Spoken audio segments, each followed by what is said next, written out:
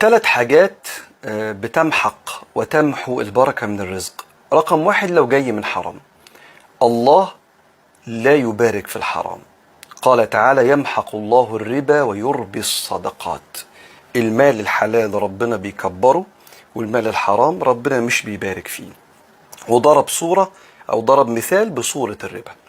رقم 2، النظر للمال باحتقار. واحد دخله 3000 جنيه 5000 جنيه 10000 جنيه أيا كان، يبصله بيستقله كده، كأن ربنا كان المفروض يعمل معايا أحسن من كده، فيحتقر النعمة. واحتقار النعمة من كفران النعمة. لو عايز دخلك يزيد، اشتغل واعمل اللي عليك وحسن من نفسك عشان سعرك وثقلك في السوق يبقى أكتر فدخلك يزيد. لكن بعد ما تعمل ده كله، لو ربنا كتب لك رزق معين، ارضى بما قسم الله تكن أغنى الناس، زي ما سيدنا النبي قال عليه الصلاة والسلام. فاحتقار القرش بيقلل البركة منه. 3 حاجة، الإسراف بشراء ما لا تستخدم.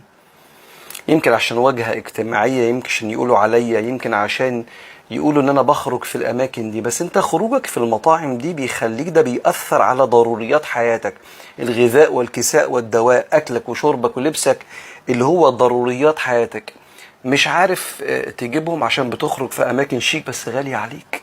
لا، كل واحد بسم الله الرحمن الرحيم كده يعيش وينبسط ويرفه عن نفسه بس بقدرته، عشان يعرف يحس بقيمة القرش في حياته. والله أعلم.